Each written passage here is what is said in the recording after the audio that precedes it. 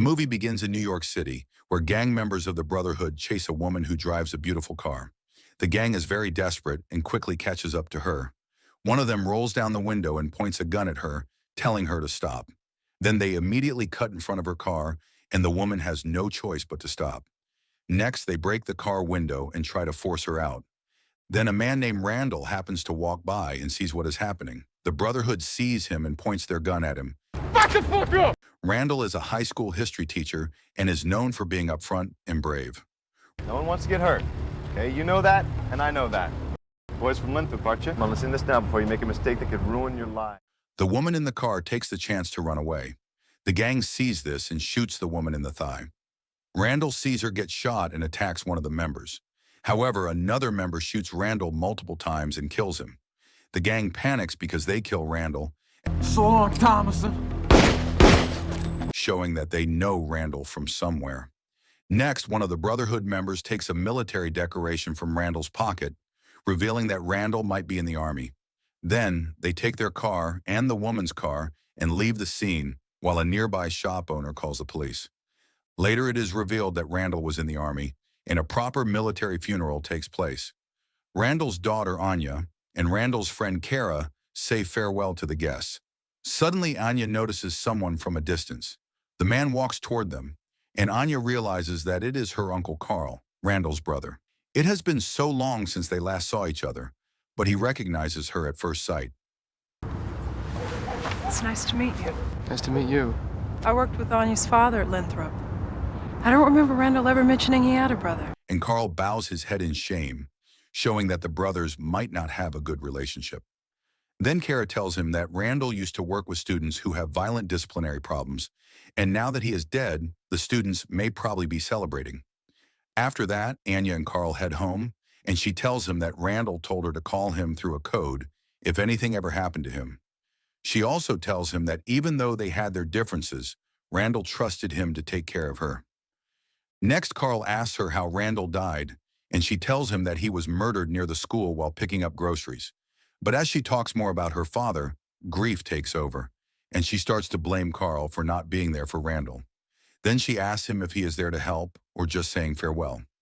Karl looks at her in a way that shows he is going to find whoever did this and make them pay. The next day, Karl goes to Lenthrop High School and sees some boys bullying a girl.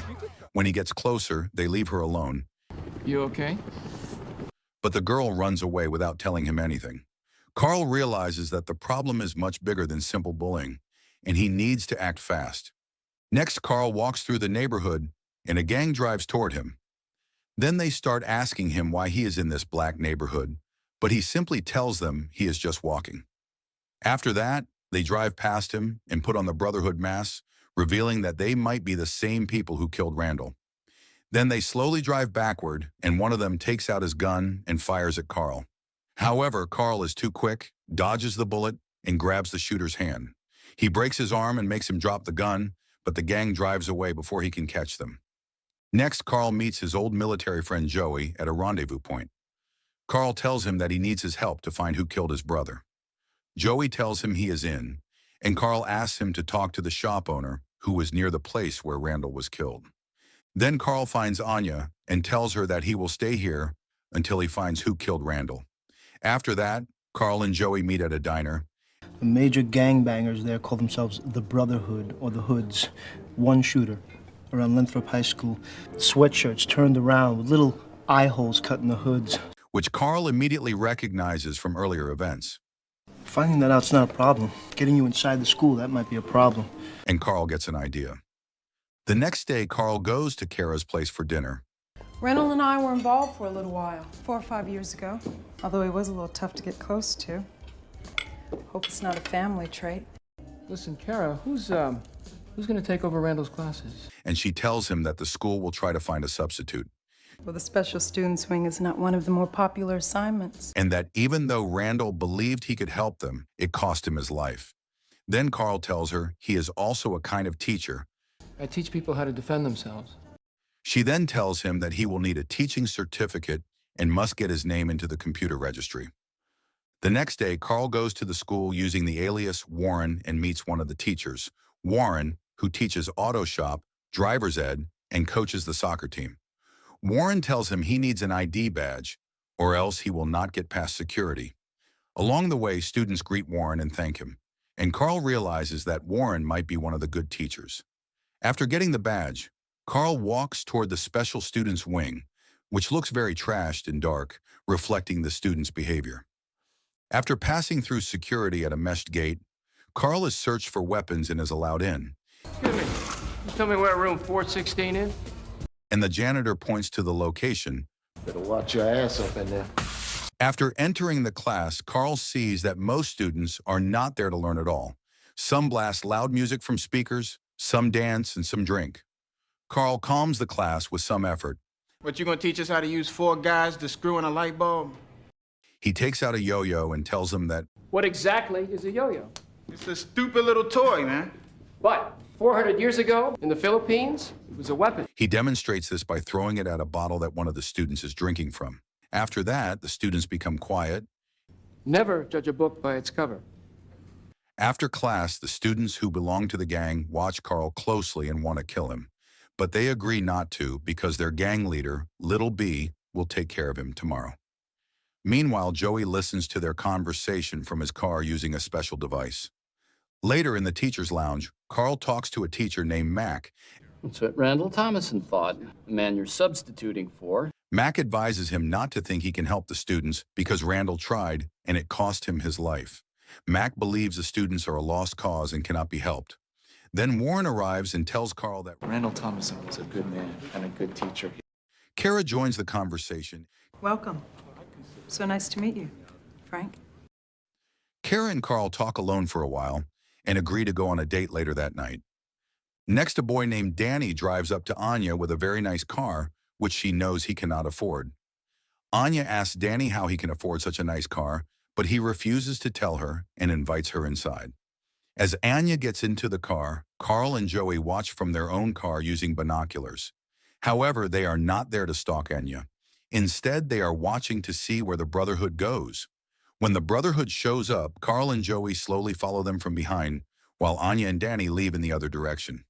After following them, the Brotherhood enters a big warehouse where many car parts are being loaded. Karl and Joey use another entrance and slowly walk toward them. Then, they see that the shop owner, who gave them information, Willie, is being tortured with a baseball pitching machine. One of the gang leaders, Little B, walks up to Willie and asks him, But now you have to tell everyone that we killed that teacher. So you called him, didn't you? Little B picks up a bat and goes to beat Willie. I said, put the bat down. Meanwhile, Karl sits in a blind spot and sets up multiple laser points on the gang members, including some boys from the school. Karl does this to make it look like the gang is surrounded by police snipers, even though he has only one rifle. Knowing this, Joey confidently tells Little B that they have him surrounded and demands that he release Willie. When some gang members try to move, Karl shoots at them, and the gang now believes they are really surrounded since they see red laser points on their bodies. Joey then forces Little B to untie Willie and takes Willie with him. Next, Danny and Anya spend private time at her home. Why don't we just slow down just a little bit, okay? She reminds him that her father recently passed away and she is still grieving, I'm sorry. and asks if there is anything he can do to help. But there's an old friend of his is looking into it. Then Karl comes home, and Anya tries to hide that there is a boy in the house, Hey, nice Mustang. meaning he knows someone is there. That night, Joey parks his car in the dark and sees Brotherhood boys steal a car. He follows them to see where they take the car. Meanwhile, Karl is at Kara's place, enjoying a lovely evening. Kara asks him to share a little about himself and Randall. Karl hesitates at first, then tells her that he and Randall were mercenaries a long time ago, which surprises Kara. He explains that some mistakes were made back then, which led to a man's death. After this event, the brothers rarely spoke to each other. While they talk, Joey calls Karl and tells him that Brotherhood boys from school, Dante and Mace, stole a car. Hearing this, Karl kisses Kara and leaves to meet Joey. After meeting Joey, they trace the stolen car to the high school, which confuses them. Karl decides he will find out what happened to the car the next day. But Joey plays a recording where the boys say that Little B is going to kill Karl tomorrow. The next day, Karl goes to the classroom, and as soon as he enters, one of the Brotherhood boys, Keyshawn, leaves the room pretending to be sick. He then opens a door to let some gang members into the school. Meanwhile, inside the classroom, Mace refuses to turn down his music, so Karl decides to turn it into a lesson. An impasse is a situation that has no apparent solution. And that the only solution is for one of them to take action. He then grabs Mace's radio and throws it outside. The whole class is shocked, and Mace pulls out his knife, ready to fight him. However, Karl quickly overpowers him and takes the knife away. While Mace feels humiliated, You know, Keyshawn's been gone a long time. Mace, you're in charge. I want you to look after the class while I'm gone. next Karl goes to the bathroom to find Keyshawn, but runs into the gang. He starts fighting them and beats them up one by one. Outside, Keyshawn hears the noise and thinks the gang is killing Karl. Keyshawn then goes back to the classroom and tells the Brotherhood boys, Okay, we're gonna need a substitute for the substitute. but Mace does not laugh because he feels something different after what happened in class. Meanwhile, Karl beats all the Brotherhood members. What do you know about Randall Thomason's murder? However, no one answers, so he knocks them out one by one. Next, the janitor comes out from his hiding spot in the bathroom. I ain't never seen no teacher use no Green Beret Special Forces tactics like that before. Karl becomes curious about how he knows this. The janitor, Johnny Barty. Yeah, sent us in them VC tunnels. Which explains how he could hide in such a small space, I'm on a secret mission. which excites Johnny very much. Johnny promises to clean up the mess and says he can give Karl a lot of information about the gang because he has been observing them for a long time. Johnny tells Karl to meet him later in the basement, and Karl agrees. Meanwhile, Keyshawn brags to the class about how Karl would be crying in the bathroom while the gang kills him. Suddenly, Karl comes back completely unharmed. Keyshawn is left speechless, and Karl taunts him by saying he is ready to take him to the bathroom if needed. After class, Karl talks to Mace. Look, man, I was wrong, all right? It was the righteous bus. If you're smart enough to know that, you're smart enough to break loose from those gangbangers. Next, Keyshawn takes the Brotherhood boys to the bathroom to show them that the gang is waiting there for Karl, but no one is there. Keyshawn and the boys leave the bathroom confused. Meanwhile, Johnny takes Karl behind the walls and tells him that he took care of the gang members' bodies. Johnny then shows Karl his collection of rare military equipment. Barty, did you know Randall Thomason? He was my brother. Yeah, he was a good one. Johnny explains that over the past 4 months, I hear people coming and going at night. Nothing's being stolen, and nothing's been reported missing. however, he often hears loud thuds. I have another man working with me. We need to know where those sounds are coming from. Tonight. Johnny immediately agrees. All I ask is that you bring me some for my collection, huh? That afternoon, the Brotherhood members find Anya and warn her not to get involved in the case unless she wants to end up like her father. That night, Karl tells Anya to stay safe. In the meantime, I want you to stay home for a day or two. Look, Anya, I need you to do this, okay? I'll get whatever you need. Then he meets with Joey and goes to the school, where Johnny is waiting for them. Karl gives Johnny something he found during the war, and Johnny loves it. Then Karl tells them they need to check the auto shop class because that is where most of the noise is coming from. But outside, some gang members see Karl entering the school and call their friends. Meanwhile, Johnny shows them a way to observe the auto shop class, and Karl heads in to see what is going on. Then Karl sees Warren, the auto shop teacher, helping the Brotherhood disassemble car parts. He also sees them receiving a call warning them about Karl's arrival from outside. Next, Karl returns from the vent and tells Johnny and Joey what he saw. Joey is amazed because no one would ever suspect a school of doing such dirty work. But then, Warren gets another call from Dante. We grabbed this car, right? Kicked it or something. I don't know. The cops picked up that the car was hot, man, and it was this chase. What are you talking about? Arrested Mace. The brother's dead. The next morning, the whole class is silent and grieving for the loss of their friend. Karl encourages them to speak their minds, but no one dares to talk. See, me and my homeboys, we gotta fight for everything we get. Karl tells them that Mace died in a war he should never have been fighting. Karl then asks Dante if he plans to kill anyone who stands in his way, and Dante replies that he is not the one who killed Mace. Karl tells him that he is not talking about Mace, which leaves Dante confused. But before they can finish their conversation, the bell rings and the students have to leave. That night, Karl and Kara are on a date, and he asks her about Warren. She tells him that Warren is a decent guy and everyone likes him, but outside of work, he is cold and regimented. She also says that Warren asked her out some time ago, but she turned him down. The next morning, Karl and Kara talk. Background information. I need you to get back into that computer and check on Drummond's career moves before he got here. As they leave, Warren sees how the two have grown closer. Later that day, Karl and Joey head home, and Karl receives a phone call from Kara. Some interesting things popped up when I went online. You'll stop by later and pick it up? Later, while Kara waits for Karl, someone rings her doorbell. She opens the door, but instead of Karl, it is Warren who enters the house. Meanwhile, when Karl and Joey leave to meet Kara, Anya goes to see her boyfriend Danny. She goes to his place, and they start spending intimate time together. But at Kara's house, Warren starts beating up Kara. Why don't you tell me who he is, huh?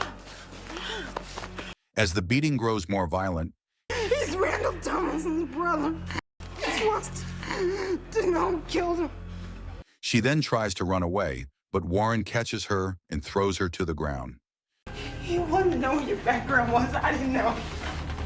Warren then takes out his gun and shoots her multiple times in the stomach, killing her. He then takes out his phone and tells Little B that he wants the Brotherhood to kill Karl. As Warren leaves, Karl and Joey arrive at the building, and Warren quickly hides to avoid being seen by them. Meanwhile, Anya and Danny decide to take a break, and Danny goes to take a shower. Anya then opens his drawer and finds her father's military decoration. She becomes heartbroken and searches his closet for a Brotherhood mask. She finds it and decides to leave immediately.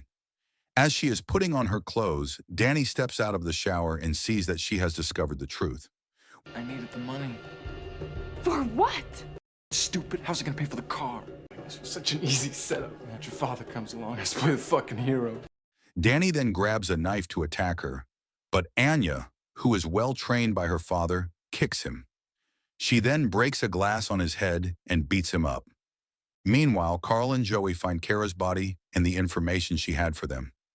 Staff Sergeant Warren K. Drummond of the United States Marine Corps, charged with suspicion of extralegal affairs, Honduras, 1986. That night, Karl goes home and finds Anya crying. She shows him the medal and tells him that Danny killed Randall. She says she wants this nightmare to end, and Karl promises her that it will end soon. Later, Karl and Joey go to the school after learning that more cars have been stolen, but they do not know that they are walking into a trap. Once they enter the school, Johnny lets them in, but they are immediately surrounded by the Brotherhood.